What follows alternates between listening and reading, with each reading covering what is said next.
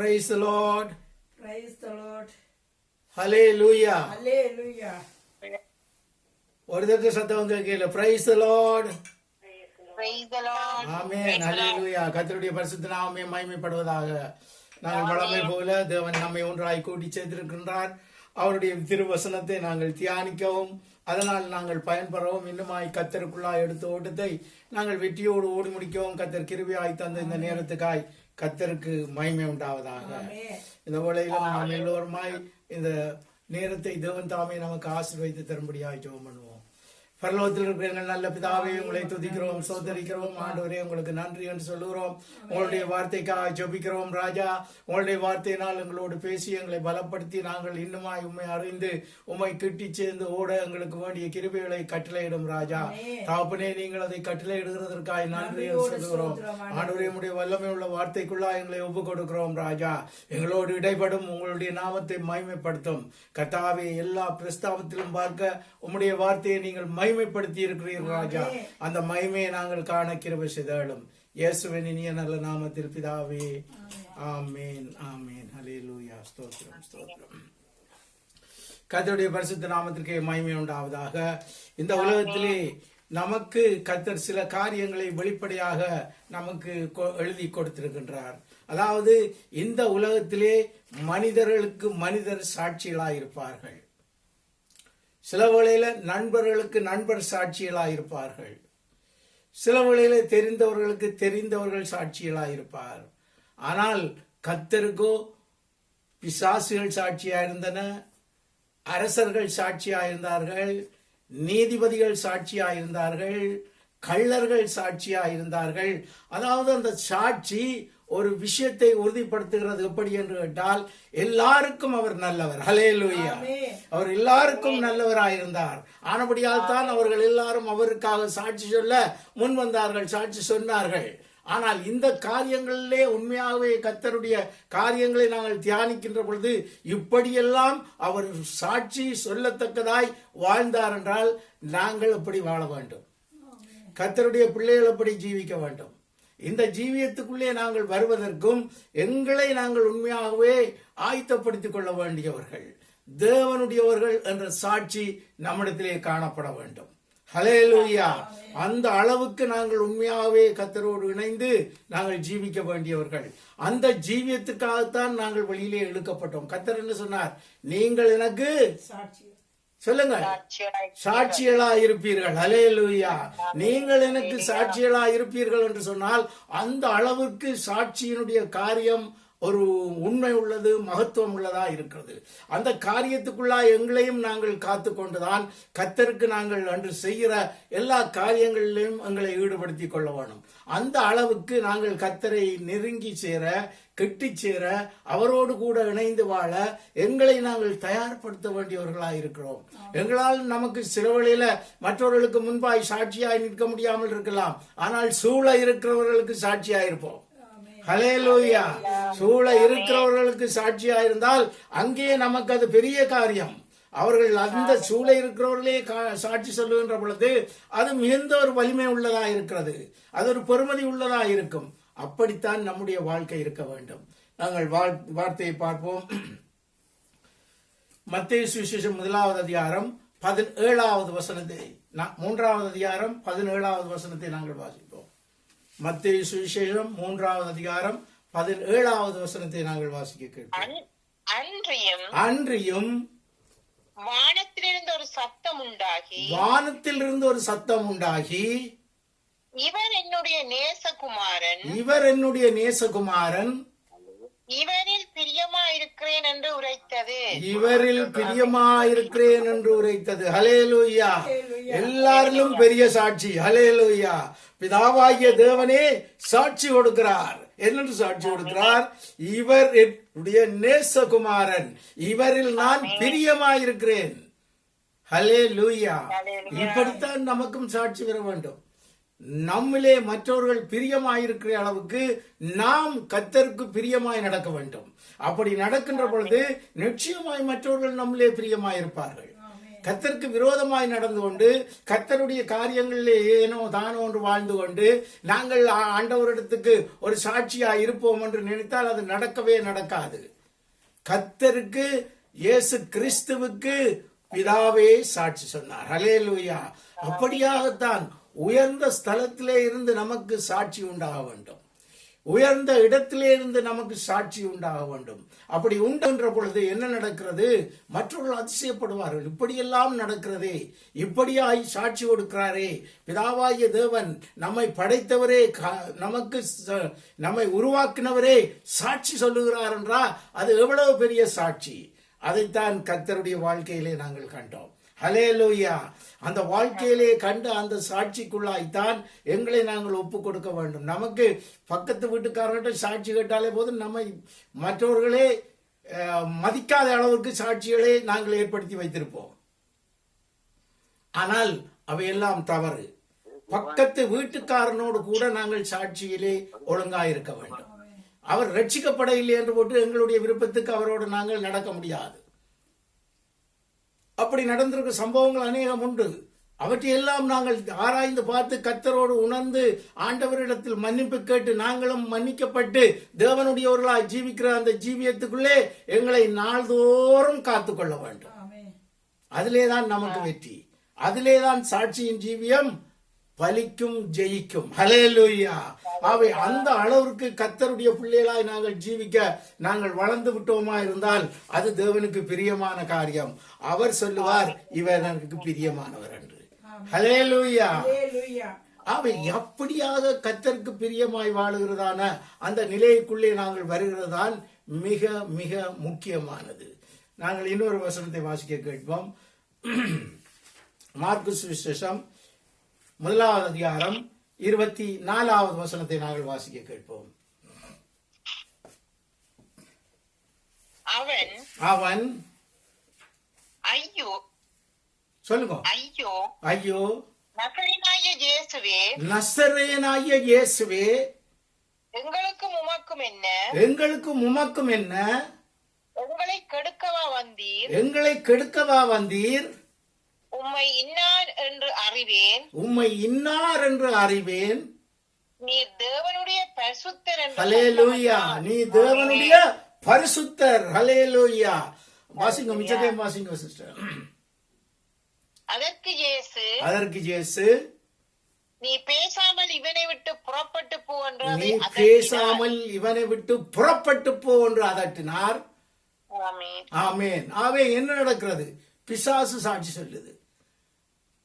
நம்மை எதிர்க்கிறது, நமக்கு உரிய காரியங்களை எல்லாம் அழிக்கிறதுக்கென்று இருக்கிறதான பிசாசே கிறிஸ்துவுக்கு சாட்சி சொல்லுது என்னென்று, நீர் பரிசுத்தர். ஹல்லேலூயா. அதாவது நம்மை இந்த உலகத்திலே மிக மிக மிக வெறுக்கிறவர்கள் கூட சாட்சி சொல்லுகிற நிலைக்குள்ளே எங்களுடைய வாழ்க்கை அமைய வேண்டும். அதுதான் முக்கியமானது.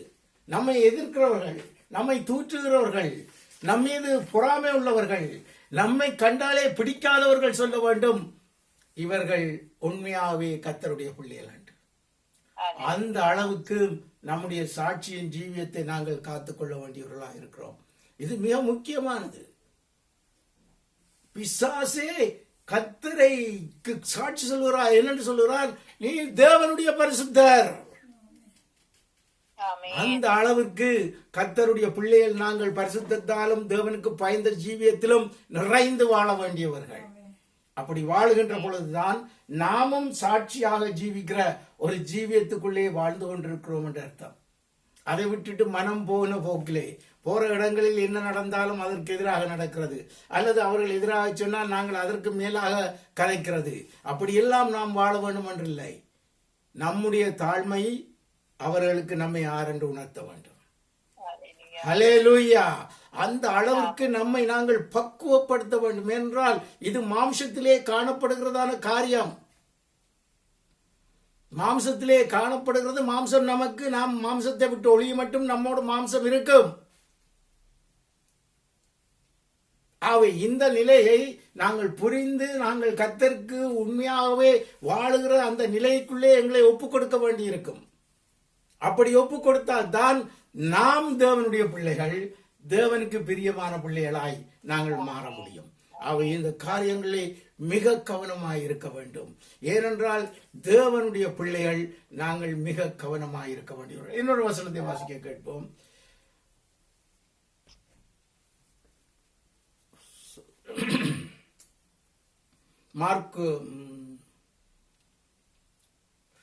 மார்க்கு சுவிசேஷம் 27வது அதிகாரம் 4வது வசனத்தை வாசியுங்கள்.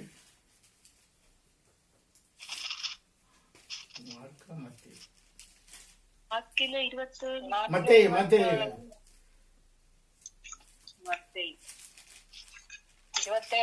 4. குற்றமில்லாத இரத்தத்தை நான் காட்டிக் கொடுத்ததினால் பாவம் செய்தேன் என்றான். அதற்கு அவர்கள் எங்களுக்கென்ன அது உன்பாடு என்றார்கள். ஆமென். ஆவே இது யார் சொல்லுகிறார்? யூதாஸ் கரியோத் என்ன சொல்லுகிறார்? குற்றமில்லாத இரத்தத்தை நான் காட்டிக் கொடுத்தேன். அவன் வஞ்சகமாய் நடந்தான், எப்படியாவது தன்னை உயர்த்தி கொள்ள விரும்பினான். அப்படிப்பட்ட ஒரு வாழ்க்கையிலே கூட அவன் என்ன செய்கிறான்? தன்னுடைய தவறை உணர்ந்து விட்டான். உணர்ந்து என்ன சொல்லுகிறான்?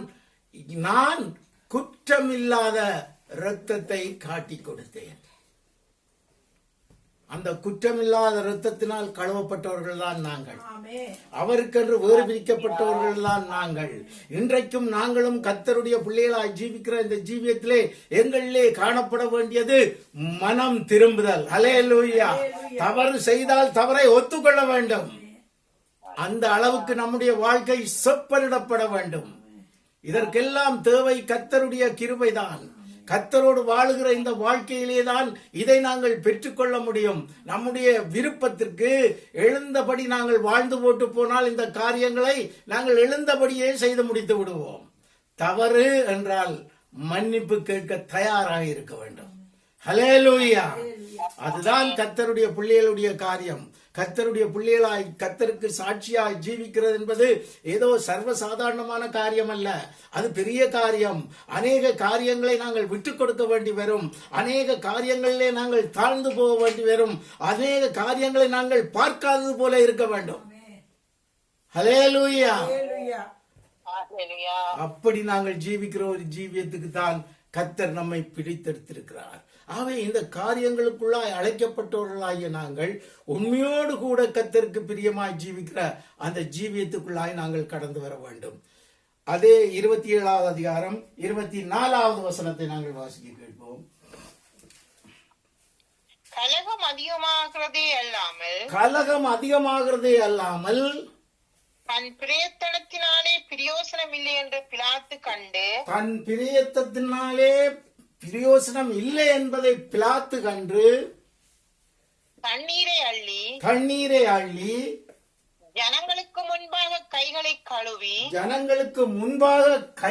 கழுவி இந்த நீதிமானுடைய இரத்தப்பழிக்கு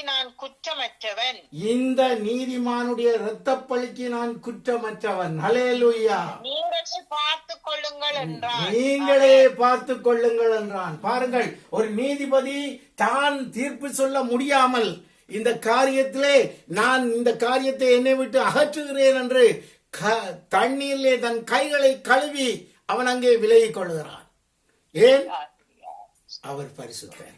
ஹல்லேலூயா. அவரில் ஒரு பாவத்தையும் அவன் காணவில்லை, ஒரு குறையையும் காணவில்லை. ஆனால் ஜனம் முழுக்க எதிர்த்து கொண்டுதான் நிற்குது. ஆனால் அங்கே நீதிமானாய் நீதி அரசனாய் அந்த இடத்திலே இருந்த பிலாத்து என்ன செய்கிறார்? நான் ஒரு குற்றமும் காணவில்லை. இந்த மனுஷனை நீங்கள் என்னென்றாலும் செய்து கொள்ளுங்கள், எனக்கும் இவருடைய இரத்தத்திற்கும் எந்த பிரச்சனையும் இல்லை. அப்படியாக நாம் இந்த உலகத்திலே வாழ வேண்டும். எந்த ஒரு மனுஷனும் நமக்கு எதிராக எழுந்து தீர்ப்பு சொல்லுற அளவுக்கு எங்களுடைய வாழ்க்கை அமையக்கூடாது. நீதி அரசனே, எனக்கு இந்த பிரச்சனை வேண்டாமப்பா, என்னை விட்டு விடுங்கள் என்று சொல்லுகிற அளவிற்கு காரியங்கள் நடத்தப்படுகிறது. இது கர்த்தருடைய வாழ்க்கை. ஆமென். அப்படியானால் கர்த்தரை பின்பற்றுகிற நம்முடைய வாழ்க்கை எப்படி இருக்க வேண்டும்? வந்தான் வந்தான் என்று மற்றவர்கள் பழி சொல்ற அளவுக்கு நாங்கள் இருக்கக்கூடாது. நாம் கர்த்தருக்குள்ளாய் காத்துக் கொள்ளப்படுகிறவர்களாய் இருக்க வேண்டும். எங்களுடைய நடக்கை, பேச்சு, நம்முடைய வாழ்க்கை, இவை எல்லாவற்றிலும் நமக்கு ஒரு சாட்சி வேண்டும். இந்த சாட்சியை காத்துக் கொள்ளுகின்ற பொழுதுதான் கர்த்தருடையவர்கள் என்கிறதான அந்த உண்மையான கிருபைக்குள்ளாய் எங்களை நாங்கள் கொண்டு வர முடியும். இல்லை என்றால் கொண்டு வர முடியாது. மனிதர்கள் நம்மை உண்மையாகவே நாம் தவறு செய்கிறவர்கள் என்றால் உடனடியாக சொல்வார்கள், இவர் தவறு செய்தவர், இன்ன காரியத்திலே தவறு செய்தவர் என்று. ஆனால் கர்த்தராகிய இயேசுவோ தம்முடைய வாழ்க்கையிலே சாட்சியை காத்துக் கொண்டார். அவர் ராஜா, எல்லாவற்றையும் படைத்தவர், எல்லாவற்றையும் ஆளுகிறவர். இங்கே வந்து சாதாரண ஒரு மனிதனுக்கு முன்பதாக அவர் தன்னை தாழ்த்தி நின்று அவர்களிடத்தில் கேள்வி கேட்கிற நேரத்தில் அவர் சொல்லுகிறார், ஆம் நான் ராஜாதான் என்று கூட சொல்லுகிறார். ஆமென். அப்படியாக, அதாவது தன்னுடைய வாழ்க்கையிலே சாட்சியை காத்துக் கொண்டவர் தான் ஜேசு. ஆமென். அவருக்குத்தான் நாங்கள் பிள்ளைகள் அவரை பின்பற்றுகிறவர்கள், அவர்களுடைய சீசர்கள் என்று சொல்லுகிறோம். அப்படியானால் நம்முடைய வாழ்க்கை எப்படி அமைய வேண்டும்? நாங்கள் எப்படி ஜீவிக்க வேண்டும்? நாங்கள் தேவனுக்குரியவர்களாய் ஜீவிக்க வேண்டியவர்கள் அல்லவா? எவரும் நமக்கு கை நீட்டாதபடிக்கு நம்மை காத்துக் கொள்ள வேண்டியவர்கள் அல்லவா? அவை இப்படியான ஒரு ஜீவியம் தான் எங்களிடத்திலே இந்த காலத்திலே காணப்பட வேண்டும். இனித்தான் பிரச்சனைகள் கூடுகின்ற காலம். கடைசி காலத்திலே ஜீவித்துக் கொண்டிருக்கிறோம். உலகம் பூராவும் பிரச்சனைகள் உண்டாகும். உண்டாகிற பிரச்சனைகளுக்குள்ளாய் நாங்கள் சிக்கி தவழ்ந்து அங்கே அமர்ந்து விடாதபடிக்கு கர்த்தருக்குள்ளாய் எங்களை ஒப்புக் கொடுத்து நாங்கள் ஓட வேண்டும். ஆமென். அப்போதுதான் நாங்கள் பலப்படுத்தப்படுவோம். ஆமென். அப்பொழுதுதான் நாங்கள் காக்கப்படுவோம். அப்பொழுதுதான் தேவன் தம்முடைய தூதர்களை எங்களுக்கு கட்டளையிடுவார். ஹல்லேலூயா. அப்படியான ஒரு சிறந்த சாட்சியான ஜீவியம் ஜீவிக்க தேவன் எங்களை வேறு பிடித்திருக்கிறார். அவை உண்மையோடு கூட கர்த்தரை தொழுது கொள்வோம், கர்த்தருக்கு பிரியமாய் நடப்போம், கர்த்தருடைய வசனத்தின்படி நடப்போம், கர்த்தருடைய வசனத்திலே ஜீவிப்போம். ஹல்லேலூயா. அப்படி நாங்கள் ஜீவிக்கின்ற பொழுது நாங்கள் உண்மையாகவே சரியான வழியிலே நாங்கள் போவோம். கர்த்தருடைய வசனத்திலே ஜீவிக்கிறவனிலே காணப்பட வேண்டியது என்ன? ஒருவரில் ஒருவர் அன்பாயிருப்பது. எனக்கு இவரை பற்றி பிரச்சனை இல்லையாண்டு ஓட்டு போவோமா இருந்தால் நாம் கர்த்தருடைய வசனத்திலே இல்லை, வேறொரு ஆட்சிக்குட்பட்டு விட்டோம். அப்படி நாங்கள் வாழக்கூடாது. எல்லா மனிதரிடத்திலும் அன்பு செலுத்துகிறவர்களாய் நாங்கள் வாழ வேண்டும். அவர்கள் தான் தேவனுடைய சீஷர்கள். நீங்கள் ஒருவரில் ஒருவர் அன்பா இருந்தால் நீங்கள் என்னுடைய சீஷர்கள் என்று சொல்லுவார்கள் என்று ஆண்டவர் சொன்னாரே, அந்த நிலைக்கு நாங்கள் வர வேண்டும். எவரிலும் அன்பு செலுத்த நாங்கள் ஆயத்தமாக இருக்க வேண்டும். தோற்றத்தை பார்த்தோ அல்லது நிலையை பார்த்தோ அன்பு செலுத்துகிறவர்களாய் நாங்கள் இருக்கக்கூடாது. கர்த்தருடைய அதே அன்பு எங்களுக்குள் இருந்து புறப்பட வேண்டும். ஹல்லேலூயா. ஏனென்றால் கர்த்தரே நமக்குள் ஜீவிக்கிறார் என்று நாங்கள் சாட்சி சொல்லுகிறோம். ஆகவே அந்த நிலையை நாங்கள் நினைத்து நினைத்து நினைத்து நாங்கள் நடக்க வேண்டும். அப்போது கர்த்தருக்கு பிரியமான ஒரு ஜீவியத்துக்குள்ளாய் நாங்கள் கடந்து வந்துடுவோம். அவை இந்த நிலைக்குள்ளே எங்களை நாங்கள் ஆராய்ந்து கொள்ள வேண்டும். நாங்கள் இன்னொரு வசனத்தை வாசிக்க கேட்போம். லூக்கா சுவிசேஷம் 23வது அதிகாரம் 41வது வசனத்தை நாங்கள் வாசிக்க கேட்போம்.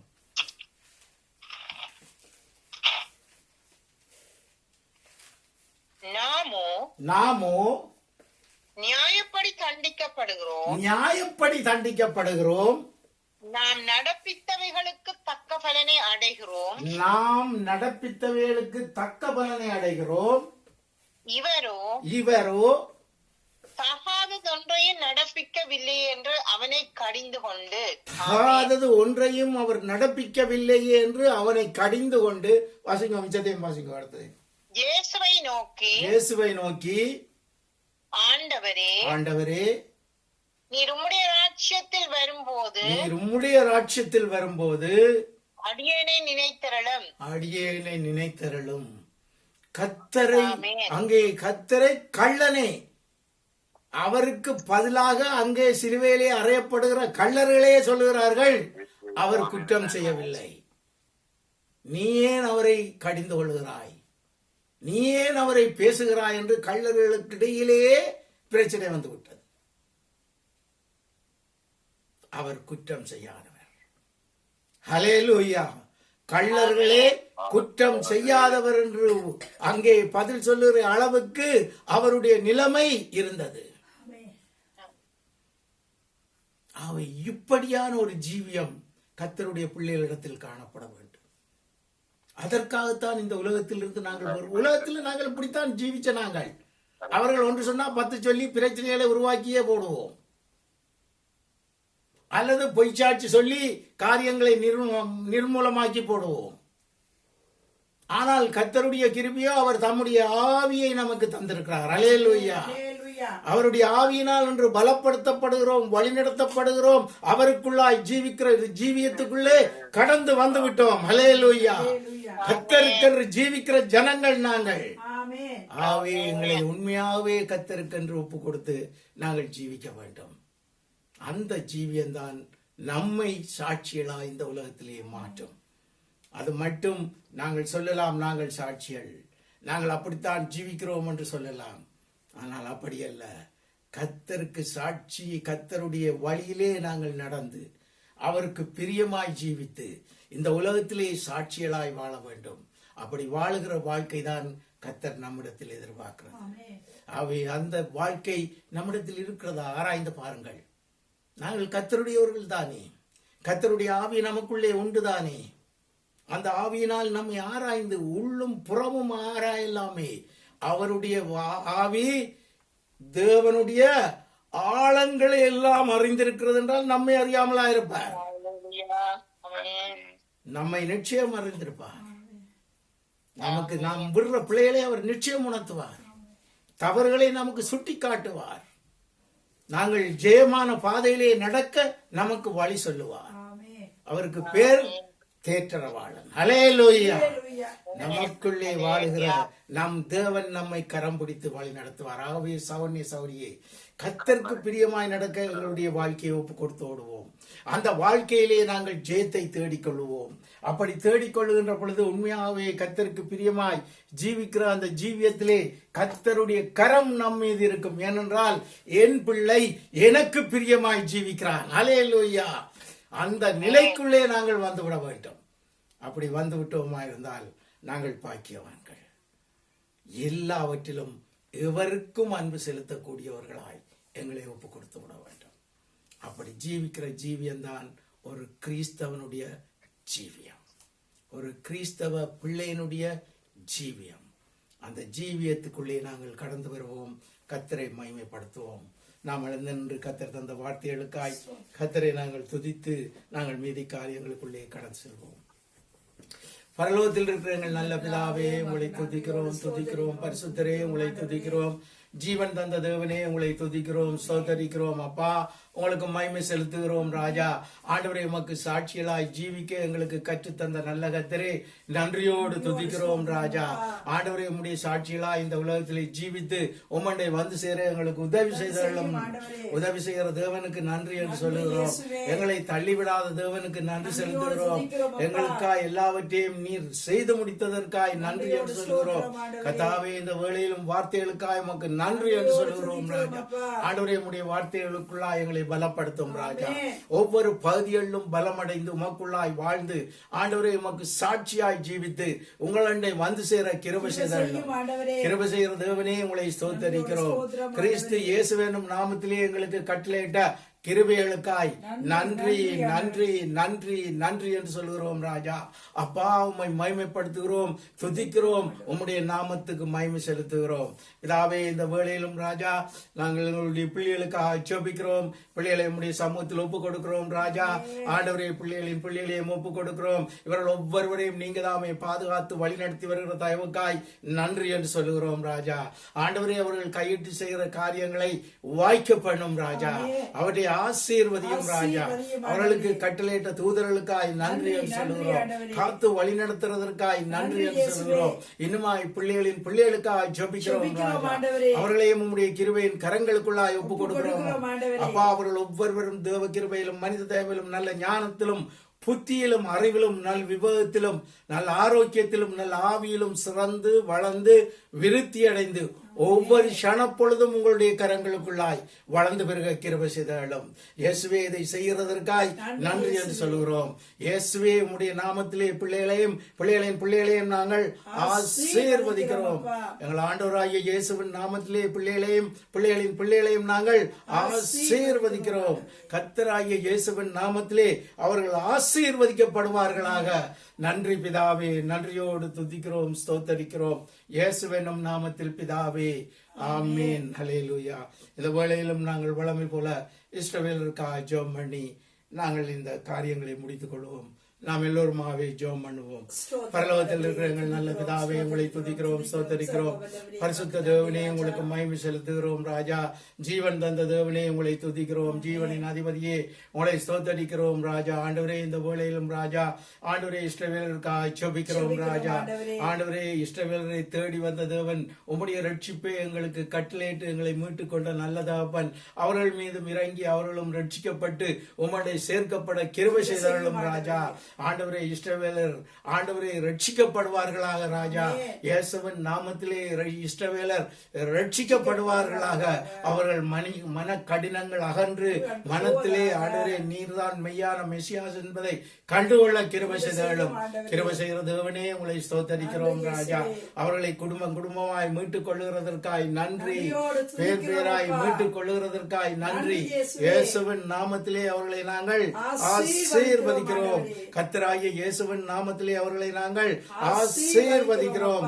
எங்கள் ஆண்டவராகிய இயேசுவின் நாமத்திலே அவர்களை நாங்கள் ஆசீர்வதிக்கிறோம். நன்றி அப்பா, நன்றி நன்றி நன்றி என்று சொல்லுகிறோம் இயேசுவின் நாமத்தில் பிதாவே, ஆமீன், ஆமீன். நாம் எல்லோருமாய் சொல்லுவோம். என் ஆத்துமாவே கர்த்தரை ஸ்தோத்தரி, என் முழு உள்ளமே அவருடைய பரிசுத்த நாமத்தை ஸ்தோத்தரி. என் ஆத்துமாவே கர்த்தரை ஸ்தோத்தரி, அவர் செய்த சகல உபகாரங்களை மறவாதே. ஆமீன், ஆமீன்.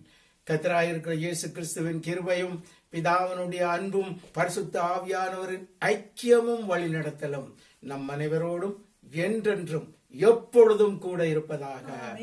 ஆமீன், ஆமீன். கர்த்தர் நம்மை ஆசீர்வதித்திருக்கிறார். நாங்கள் ஒருவரை வாழ்த்தி நாங்கள் கடைசி ஓகே.